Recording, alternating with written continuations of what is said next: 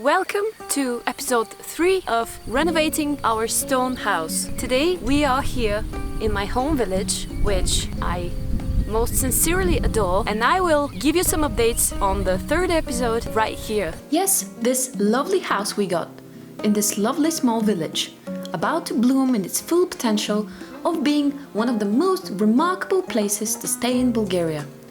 Yes, you heard it right. This will be a villa which you can rent.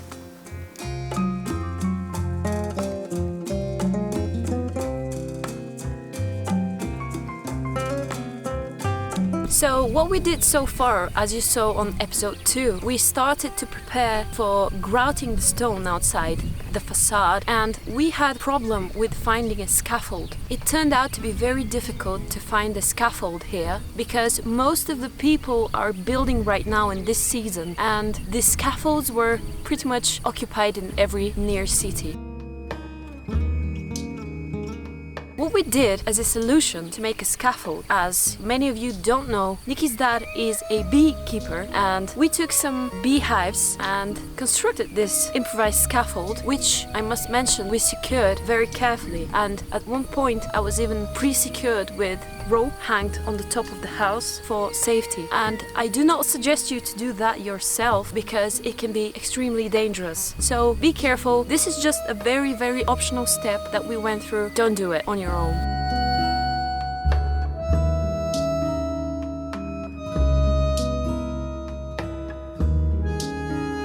As days flew, heavy rainy weeks, or extremely hot noons, we managed to do as much work as possible. And forgive me for being late on this weekly update, but the weather has been quite moody.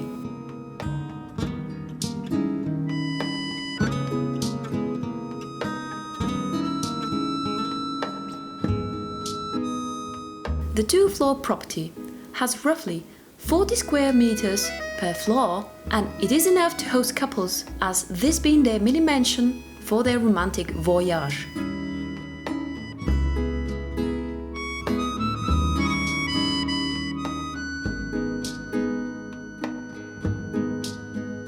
There will be additional beds for 2 more / children, but all we wanted is the family who comes here to feel the privacy and calmness of the location.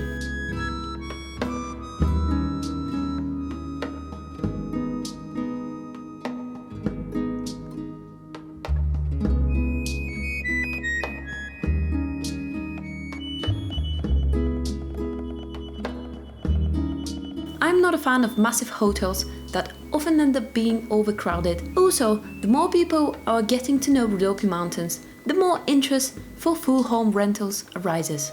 This is the latest tourist information update.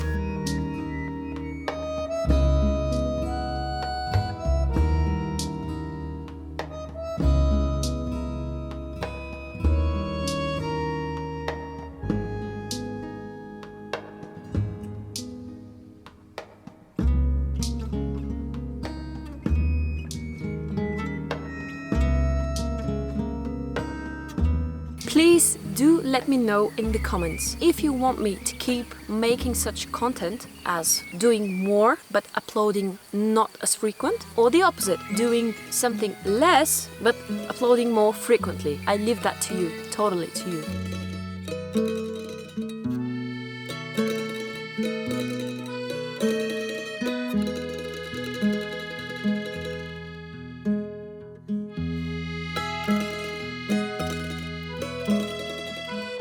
As I mentioned in the previous episode, I wanted to make a beautiful garden which will feel like heaven when you step in there. And I primarily wanted to get some roses for this job. And the best roses I could find are in a small village in Greece, very near to us where I live. And there is a lovely woman named Aisha who supplied us with the best roses that are climbing roses, and I got 7 roses from there, which are absolutely amazing, and I cannot wait to plant them and see how they bloom. An interesting fact about climbing roses is that you have to train them to climb, to grow in a particular way, slightly tilted, and that way new buds grow and more blossoms will be present in future. As I said, roses need some training. These hoops that you see me placing are the support for the roses. This will keep them safe and sound. Using zip tie to hold them horizontally will provoke new buds to appear. In terms of gardening, yes, I love it and that totally makes me happy. But funny enough, I'm the worst with keeping plants in pots. Never worked for me. So pots out, flowers need some pure rain, windy wind that will shake them well and show them that this world isn't as perfect as it seems from the pot near the window. Now grow strong and behave.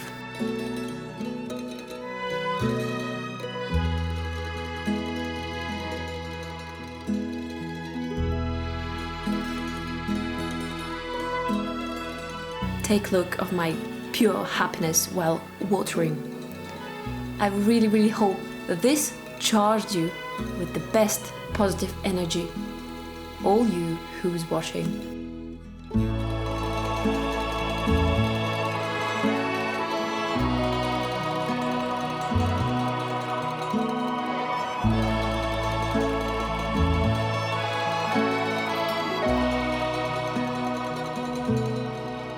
You see, here we spontaneously decided to do some dry masonry in order to scrape down some soil for a second mini garden where I will plant a surprise for you.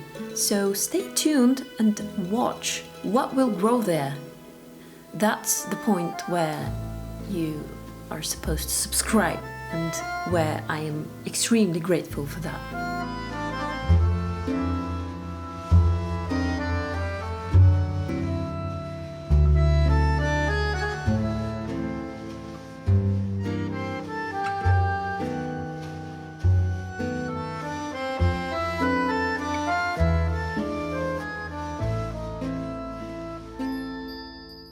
Nikki revealed this beauty in just a couple of minutes, and I think we are so blessed to have it. Also, when we trimmed some of the bushiness, another cute spot appeared to be my new favorite place in our future heaven gardens.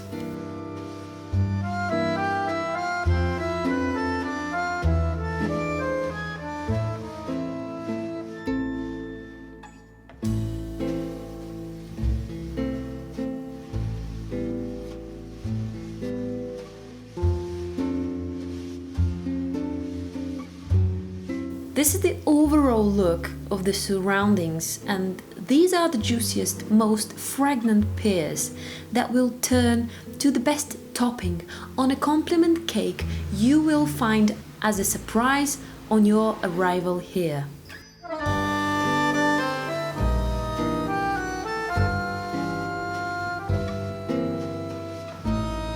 We found super old ancient things that are God knows from what time. Nobody can tell us. Trust me, when you see them, you can tell this stuff is ancient. And what I'm planning to do is to take some chemicals, wash them carefully, and then oil them, preserve them to resist even more upcoming years of experience. And those little things that we found, they have been used in a very primitive way, and it's so exciting to have them found, to take care of them, restore them, but not in a way that will glow them up and turn them into something that looks brand new. I want them to feel and look very aged, but at the same time I will condition them, I will take care of them, I will process them, that way they survive more and not get eaten by nature as they were supposed to in this old house.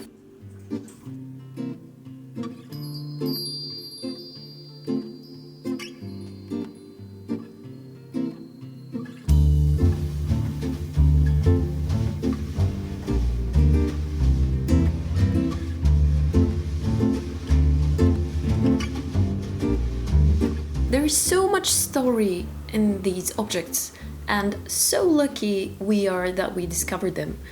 I am currently looking for some more old vessels that I wish to use as a decoration, but I struggle to find them online or here in my country. If any of you is from Greece or Turkey, please let me know of any markets you know that they sell these type of things. I am specifically looking for clean old ceramics. They can be broken, wooden bowls, spoons, anything that just screams nature, earth, etc.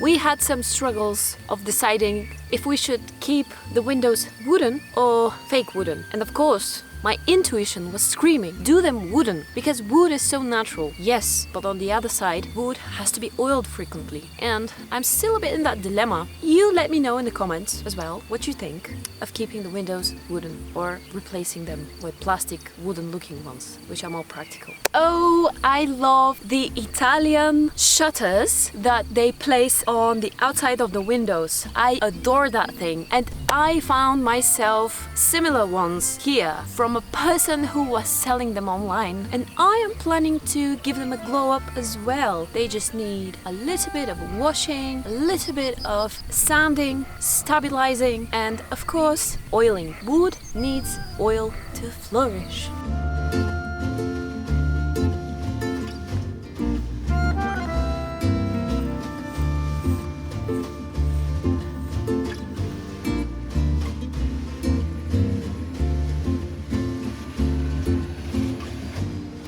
The work was progressing and we were getting tired and hungry.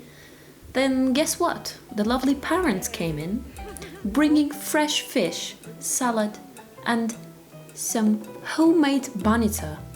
Why am I sharing this with you? Well, because it is our first proper lunch there, and despite being still a construction site, we enjoyed it so much. And I am sure that you will love having lunch here in future. So tasty, so beautiful, delicious. Terracotta!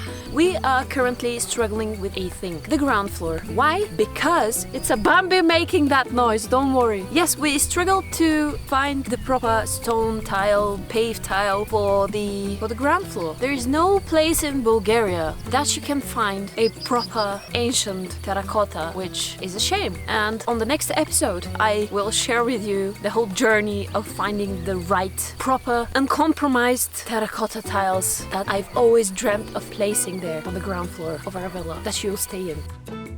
By the way, this is how the ground floor looks, and yep, it's terrifying. Don't worry, we have seen such mess before and we pre-thought our plan for it. Just please help me find the tiles. I've heard in Turkey they have some, so feel free to comment and suggest. It's gonna be a huge help.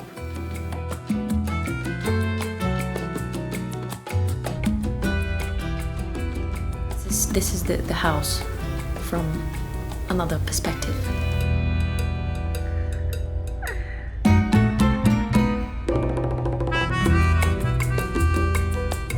While we were grouting the stone, we had to wait for Nikki's dad to continue building the scaffold that we initially made. And we had nothing to do at this point, but it was me, Nikki and his brother, and we decided to crush down some plaster and reveal some more stone. And I think it turned out to be very beautiful, keeping the stone inside and keeping the stone outside as a transition in the door. Pretty nicely in architecture is to keep the inner angles as a transition point of two materials, but on the outer corner you're supposed to keep the same texture that meets there. I forgot to tell you that it was extremely dusty, and I suggest you to use masks when you do such demolishing, especially on the inside.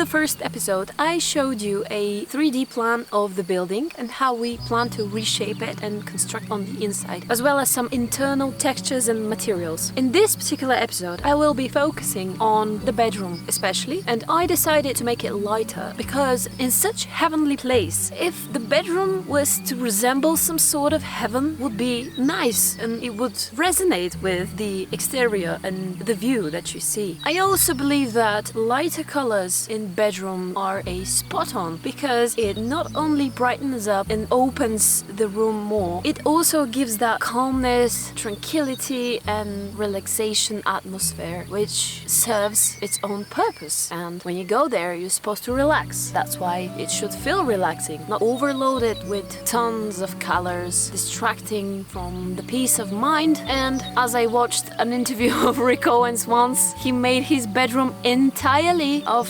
travertine stone, the walls, and I loved it. And his point was that when he is in his bedroom trying to be alone with his thoughts, he could concentrate better, narrow down his ideas.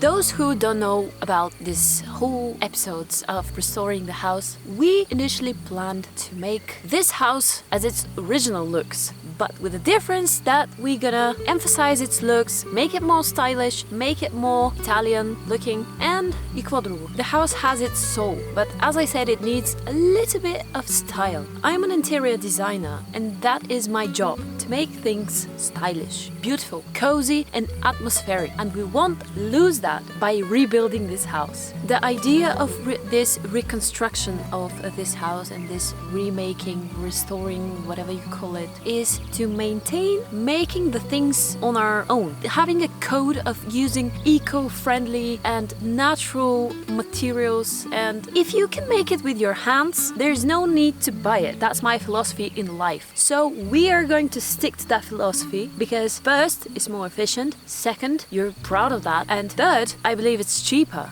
and more durable.